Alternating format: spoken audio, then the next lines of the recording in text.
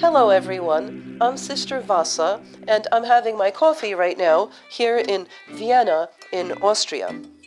Today, Zillions, we are going to be reflecting once again on a narrative from the Gospel of John. This narrative is read in church on the fifth Sunday of Pascha, forming part of our preparation for Pentecost. And it's about the very unexpected conversation that Jesus Christ has on a sunny day in Samaria. This is a central mountainous region in the Holy Land. The Lord, shockingly, initiates a very sophisticated theological conversation with a Samaritan woman. This is shocking for several reasons. First of all, this is a woman, and women at that time, not unlike today, were not taken seriously in matters theological. Secondly, this Samaritan woman led a promiscuous life, about which Christ, of course, knew. And finally, she was a Samaritan, that is, a heretic. You see, the Samaritans recognized only the Torah, that is, the first 5 books of the Bible, so they rejected, among other things, the prophets, and they also rejected the focus of the people of Judah on Jerusalem and its temple, having built their own temple on a mountain in Samaria called Mount Gorizim. So, at that time, Orthodox Jews would have been shocked to see Christ engaged in theological discussion with this woman. Just like today, many of us Orthodox are immediately dismayed when we see Orthodox bishops or theologians engage in conversation with non-Orthodox. But let's get on with our show.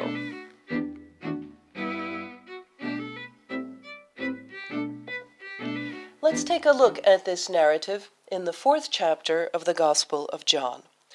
So he came to a city of Samaria, which is called Sychar, near the plot of ground that Jacob gave to his son Joseph. Now Jacob's well was there. Jesus, therefore, being wearied from his journey, sat thus by the well. It was about the 6th hour. A woman of Samaria came to draw water. Jesus said to her, "Give me a drink," for his disciples had gone away into the city to buy food. Let's note immediately that here we again see the topic of water and thirst, just as we saw on the previous Sunday leading up to Pentecost, when we read about the healing of the paralytic at Bethesda. But let's get back to the Samaritan woman. Then the woman of Samaria said to him, "How is it that you, being a Jew, ask a drink from me, a Samaritan woman? For Jews have no dealings with Samaritans." Jesus answered and said to her, "If you knew the gift of God, and who it is who says to you, 'Give me a drink,' you would have asked him, and he would have given you living water." The woman said to him, "Sir, you have nothing to draw with, and the well is deep. Where then do you get that living water? Are you greater than our father Jacob, who gave us the well, and drank from it himself, as well as his sons and his livestock?" Jesus answered and said to her, "Whoever drinks of this water will thirst again, but whoever drinks of the water that I shall give him will never thirst. But the water that I shall give him will become in him a fountain of water springing up into everlasting life." The woman said to him, "Sir, give me this water, that I may not thirst, nor come here to draw." Jesus said to her, "Go, call your husband and come here." The woman answered and said, "I have no husband." Jesus said to her, "You have well said, 'I have no husband,' for you have had 5 husbands, and the one whom you now have is not your husband.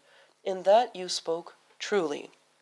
Now, note what the woman says next, what she replies to this. She doesn't say, "How dare you?" or "Sir, I believe that's none of your business," or anything like that. She says, "Sir, I see that you are a prophet. Our fathers worshipped on this mountain, and you Jews say that in Jerusalem is the place where one ought to worship."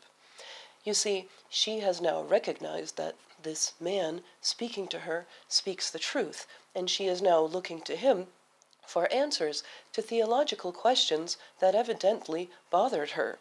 Jesus said to her, "Woman, believe me, the hour is coming when you will neither on this mountain nor in Jerusalem worship the Father. You worship what you do not know. We know what we worship, for salvation is of the Jews. But the hour is coming, and now is, when the true worshippers will worship the Father in spirit and truth. For the Father is seeking such to worship him. God is spirit, and those who worship him must worship in spirit and truth. The woman said to him, I know that Messiah is coming, who is called Christ. When he comes, he will tell us all things. Jesus said to her, I who speak to you am he. And after revealing himself like this to the Samaritan woman, the disciples come back, Jesus' disciples, and are shocked that he is speaking with this Samaritan woman. But she runs off, leaving her water pot, as it says in the Gospel, and she goes off and tells the rest of the villagers about Christ.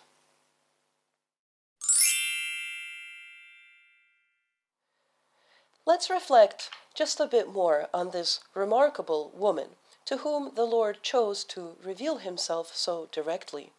First of all, she had spiritual thirst. That is to say, she had been looking for someone or something and not finding it. We know this because she had had 5 husbands and now had a 6th man, but hadn't committed to this one in marriage for whatever reason. So she still hadn't found what she was looking for. Go ahead, I know you want to play the song. But I still haven't found what I'm looking for. Because, like so many people, she had been looking for fulfillment, for God really, in the wrong place. In her case, this place was relationships with men. Somewhat similar to the paralytic we read about last week, who said that his problem was he didn't have anyone, no man, anthropon uk echo, he says, to bring him to the water. Now, when the Samaritan woman is confronted with Christ, with the truth, and also the truth about herself, she responds, remarkably, with an open and honest heart to this unexpected gift. There is no self-justification, no denial or fear in her response to Christ. Despite the fact that she had awkwardly been seeking God in the wrong place and also embraced unorthodox teaching in her Samaritan tradition, God knew her heart to be fertile ground for his revelation. She even becomes his apostle, revealing Christ to her entire village, and she abandons her futile attempts to find fulfillment in the wrong place, leaving her water pot, as it says in the Gospel, behind. We're reminded of the Samaritan woman on one of the Sundays leading up to Pentecost, the feast of the descent of the Holy Spirit, in order to identify our own spiritual thirst, our own desire for God, and to identify whether we have been looking to fulfill that desire in the wrong place. Because our desire for God, free of self-justification, denial, and fear, makes us open to receive the gift of the Holy Spirit and to recognize God's voice in our lives when he unexpectedly strikes up a conversation with us, as he did on that sunny day in Samaria. That's it for today, ladies and gentlemen, and I hope to see you all next time. Thank you.